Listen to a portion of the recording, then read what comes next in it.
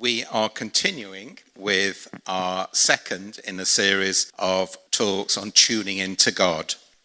Last week, Ruth explained to us with Jesus as our shepherd how he speaks to each one of us individually. And this morning, we're looking at testing that voice. Is it really from God? So, do you recognize these people? Do you recognize them? Right, let's have a listen.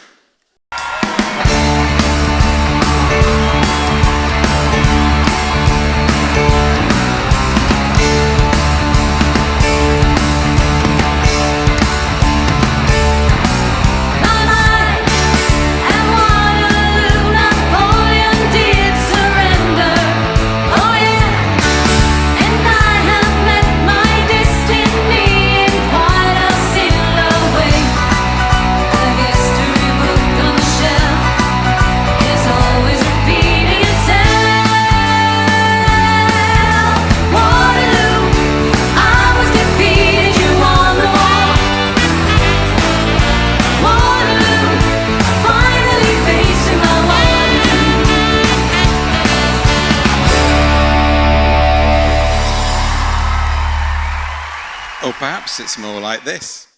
Hello, London!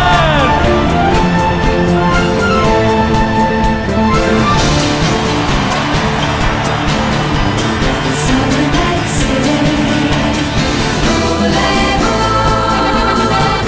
take it now, leave it. Now it's all we get. There was something in the air that night. The stars were bright, Fernando. We feel heaviness. The spirit has arrived. So when you're near me, darling, can't you hear me? SOS. When you're gone, how can I even try to go on?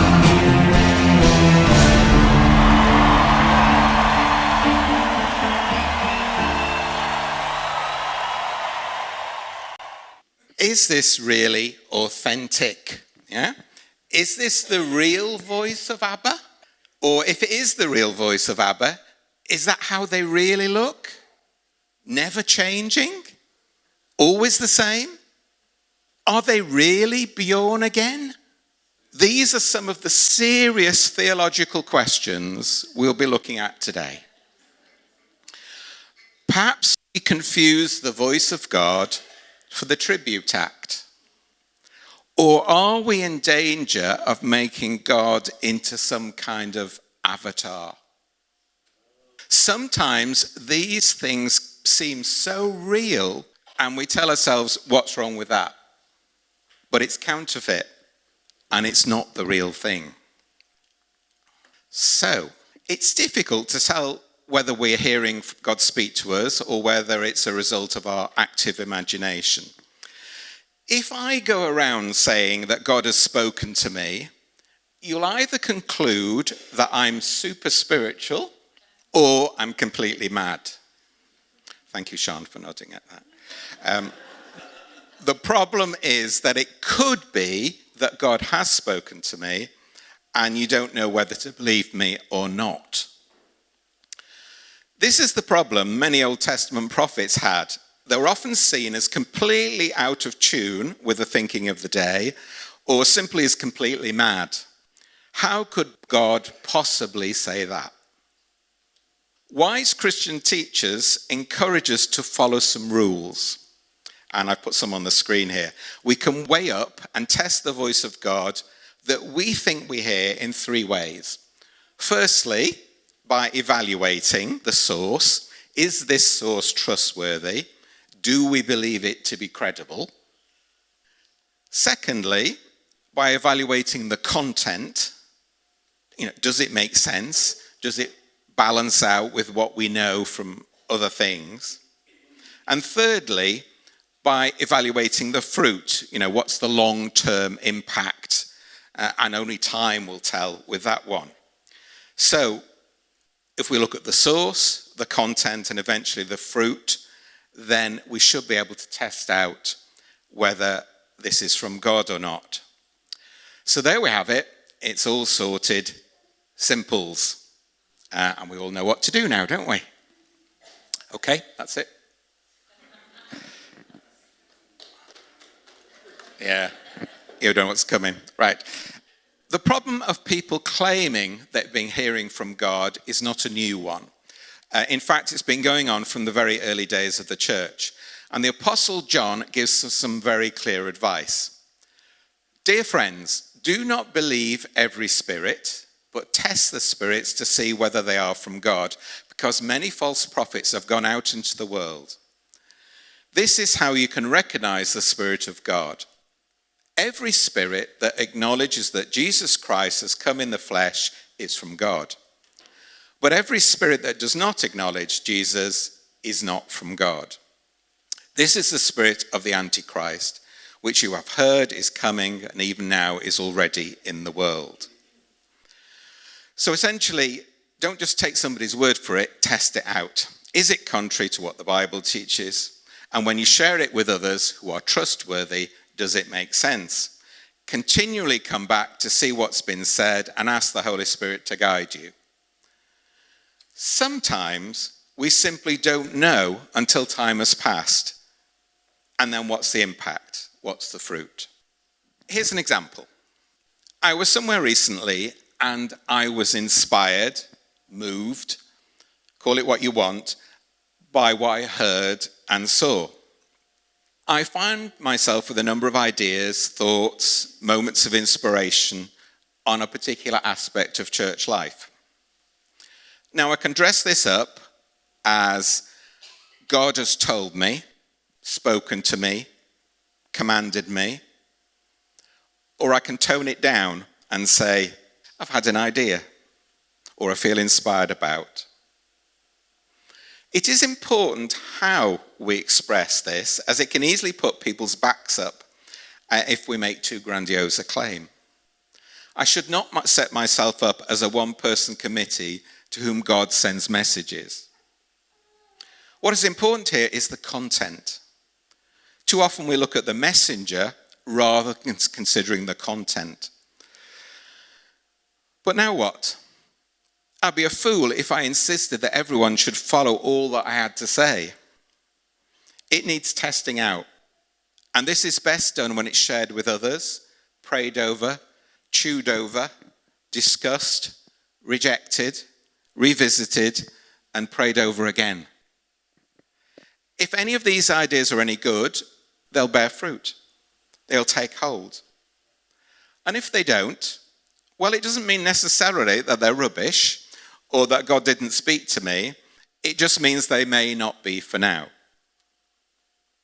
If I'm honest, it all sounds a little bit complicated and confusing. And if I'm even more honest, it all sounds very complicated and often very confusing. Perhaps we need to look at testing the voice rather differently. So what you need is an app on your phone. That's what you actually need. So as you can see, it's only £3 a month. So if you want, you can download it during the talk now, and you'll be ready. So Text with Jesus is launched in July of this year by Catlow Software. It's £3 a month to get God to speak to you, and I think it's an absolute bargain. Text with Jesus is not actually the first Jesus using AI, artificial intelligence, to appear on the market. You can go to our website, talktohim.org, which provides the same function. It does, however, have the additional feature on the website of uttering Jesus' replies in a deep and mellifluous voice, underlaid by a celestial hum in the background. And Jesus starts the conversation by asking your name and then proceeds to use it regularly. So it becomes really personal. The instructions given to the AI engine that powers the responses is also a little different between the two things.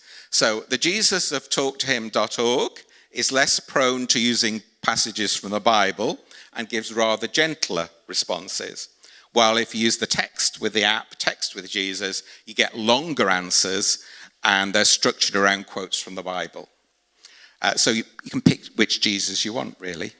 So it's quite nice, isn't it? So there we have it. Just text Jesus and you can listen to God, no problem. We'd love it, wouldn't we, if it was that simple. And unfortunately, many people will use this app and thinking and believing it is that simple. I heard a talk recently by a renowned vicar and speaker. He started by saying he'd given the talk before at a well-known Christian event. And part of the talk was about how we should care more passionately about the things that God cares for, such as the environment and the world we live in. After the talk, he was approached by a man who said that he had no idea what the vicar was talking about. He said that it was all pretty much a waste of time, as the whole earth would be burnt up as we're taken into heaven. And the important thing was to preach the gospel and get people converted so that they can get into heaven. There is so much that can be said here about misconceptions and misunderstandings. But the point I want to make is that unfortunately, so many Christians have stopped listening to God. They substitute knowledge about God for listening to God. It sort of goes a bit like this. I know the Bible, I'm saved, all done, all sorted.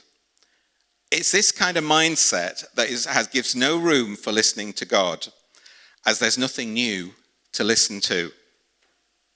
God has had his say, given his word, and we should just accept it. This kind of thinking is very widespread indeed and has far-reaching consequences. Perhaps we confuse the voice of God for the tribute act. Time is not spent listening to God and hearing him speak. The answers have already been given. God has spoken and they're not changing. Why listen at all? And the upshot of this is, if we're honest, that many of us have given up listening to God. Yes, certainly we can learn things from the Bible. We can gain more knowledge and learn more about God. But the thinking goes that the rules have been laid down and I just need to follow them. In some people's minds, ideas are so fixed, there's no room for God to speak, and there is therefore no point in trying to listen. Listening stopped. Many have lost the skill of listening, and many don't know what to listen to. Many are not aware that God longs for them to listen to him. But why should God speak to me, goes the thinking. I'm nobody special. And so we give up listening. We busy ourselves with activities and noise and simply stop listening. Is this you? I know if I'm honest, for a lot of the time, this is me. So God speaks to Elijah. The Lord said, "Go out and stand on the mountain in the presence of the Lord, for the Lord is about to pass by." Then a great and powerful wind tore the mountain apart and shattered the rocks before the Lord, but the Lord was not in the wind. After the wind, there was an earthquake, but the Lord was not in the earthquake. After the earthquake came a fire, but the Lord was not in the fire. And after the fire came a gentle whisper. When Elijah heard it, he pulled his cloak over his face and went out and stood at the mouth of the cave. Then a voice said to him, "What are you doing here, Elijah?" It's interesting that even the great prophets of the Old Testament times had their doubts. Elijah repeatedly wonders, is God really speaking to him? God uses the dramatic to show Elijah that he's not there in the turmoil and chaos, but in the calm, gentle whisper.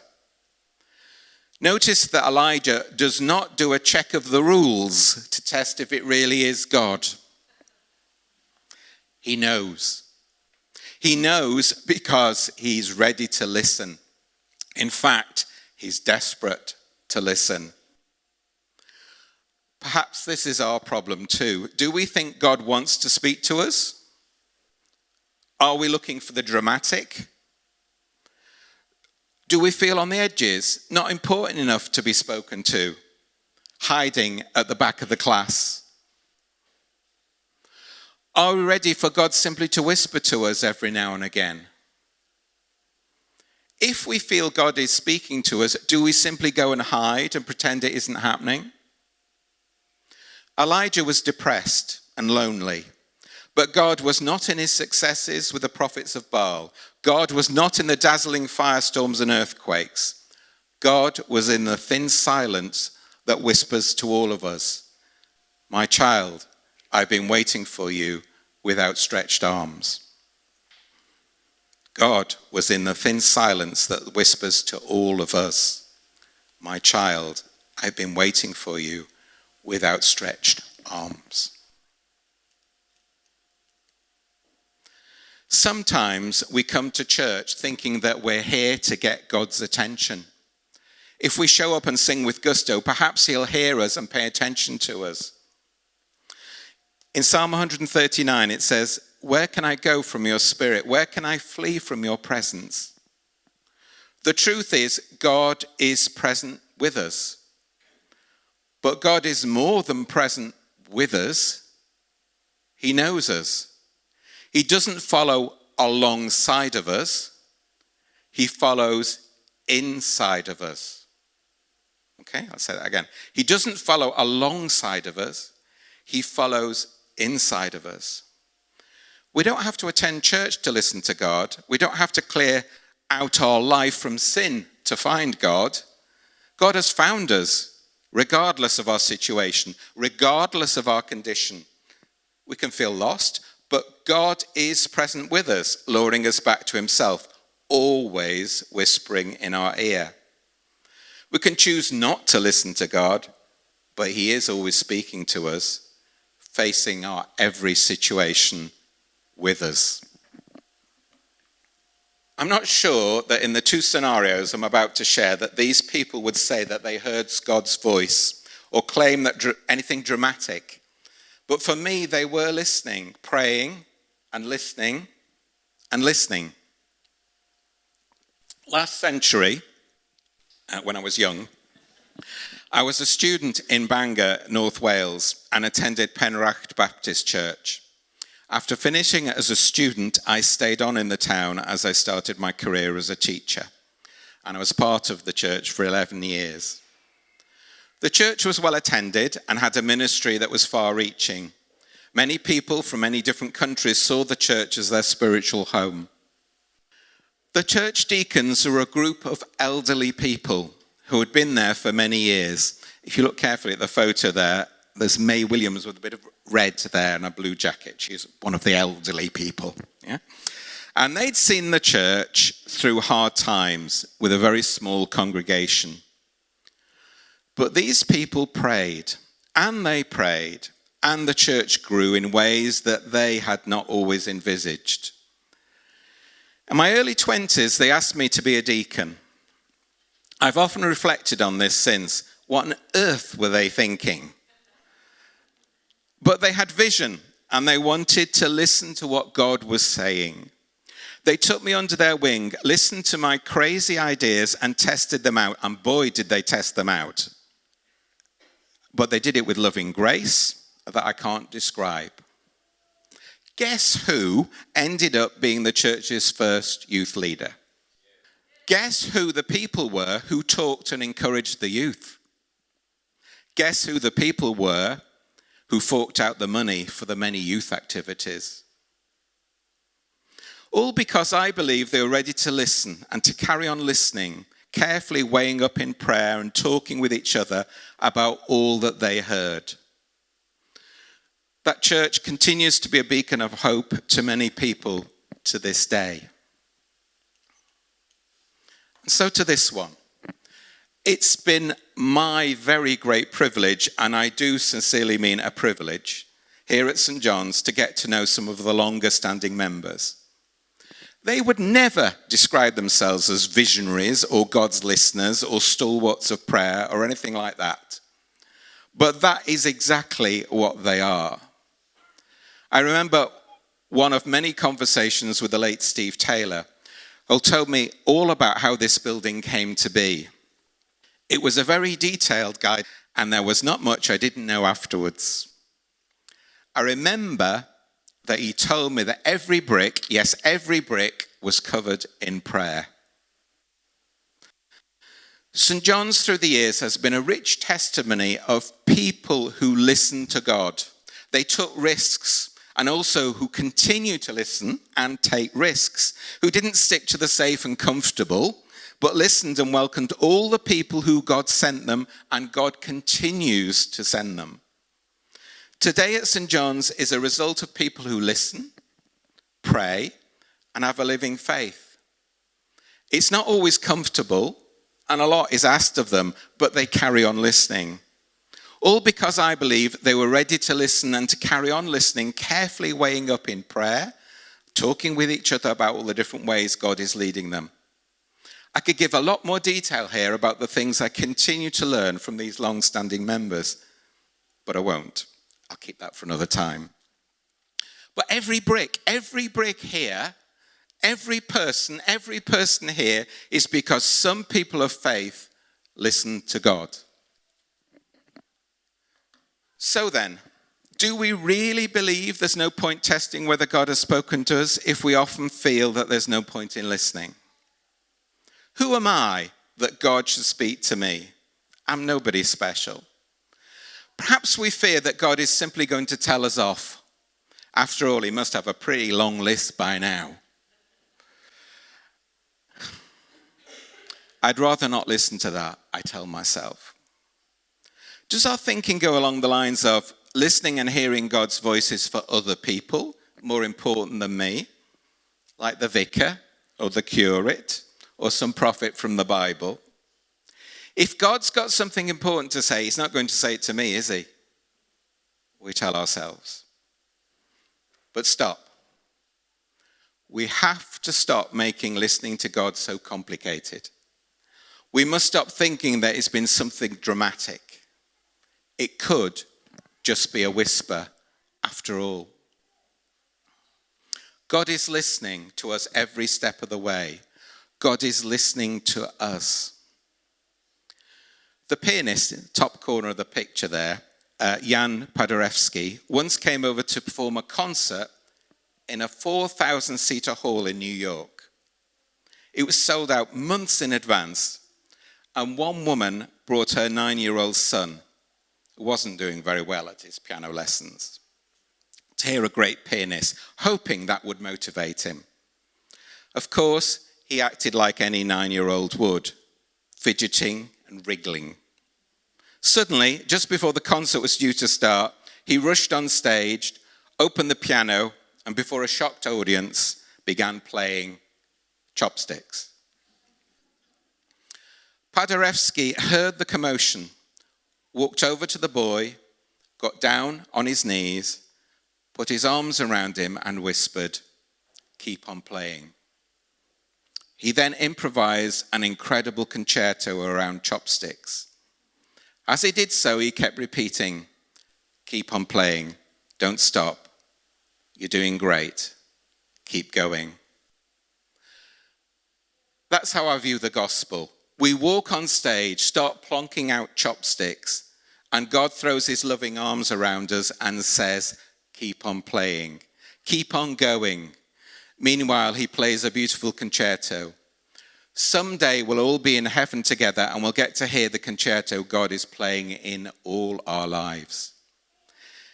It is who we are in God that matters, not what we're doing. He just wants to whisper to us, "I love you." We have to stop making God's love conditional. If we know God accepts us, then maybe, just maybe, we can start listening. If we're to hear God's voice, we need to spend time learning to listen and to put ourselves in situations where we can speak to us. We need to be careful that we don't have a lopsided view, rather like someone who relies on the Daily Mail for all their news. We need to look at different sources. Being part of a Christian community is so valuable in this respect. providing the people there are not all like us. God speaks to us through so many people. Let's learn to listen to them. We would do well to mix with God's people from other things and in different situations, and not just our locality, perhaps at a Christian event or holiday or pilgrimage or something like that. We need to spend time with God's people from other countries who express themselves in different ways so that we are freed from our mindset of our own culture. And it's good to read about our faith. There's so many books we have access to, and there are many authors who really help us to grow in our faith. Ask about them if you're unsure. Most of all, we simply need time to sit with God. That's not an easy thing to do. We need time to sit with God, I know, and simply be with him. We have so much information coming at us these days, and so often so many things to do, that our minds quickly reach overload. We end up emotionally exhausted, and then we conclude, how can God have time to speak to me? And then we conclude that God doesn't really like us. Perhaps that's why we don't hear God's voice. We should recognize there are very many lonely people who feel isolated and alone, and that no one understands or could possibly comprehend who they are. Do you see why the gospel is such good news? In the midst of our loneliness, God comes to speak to us and say he understands and knows what we've been through. That he wants to come alongside and be right there with us. A little boy once walked past a pet shop and saw some black puppies inside. He fell in love with them and ran home. He raided his piggy bank and asked his parents if he could have a puppy. They said yes, and he returned to the shop. He told the owner he'd like to buy a black puppy, and the owner said, there are 6 of them. Choose the one you want. 5 were together, but the 6th lay in the corner by itself. The boy chose that one, and the pet shop owner tried to dissuade him by telling him it had been born crippled. You won't be able to play with it or take it for walks. It'll just lie around. Choose another one. The boy then pulled up his trouser leg, revealing a caliper, and said, I'll take that one. Do you see why I'm a Christian? Because Jesus came to the pet shop and I was over in the corner and he said, I'll take that one. Jesus said, I was on the cross. I know what suffering is and I know what you've been through and what you're going to go through. No matter what, I love you. I identify with you. You're not going to be alone. You're the one that I choose. The greatest day of our lives is the day when the God of the universe speaks loudly and clearly to us and says, I choose you. That's the gospel. He chooses us, flawed, sickly, and messed up, and the God of the universe whispers to us, I choose you. I pray that we would learn to listen.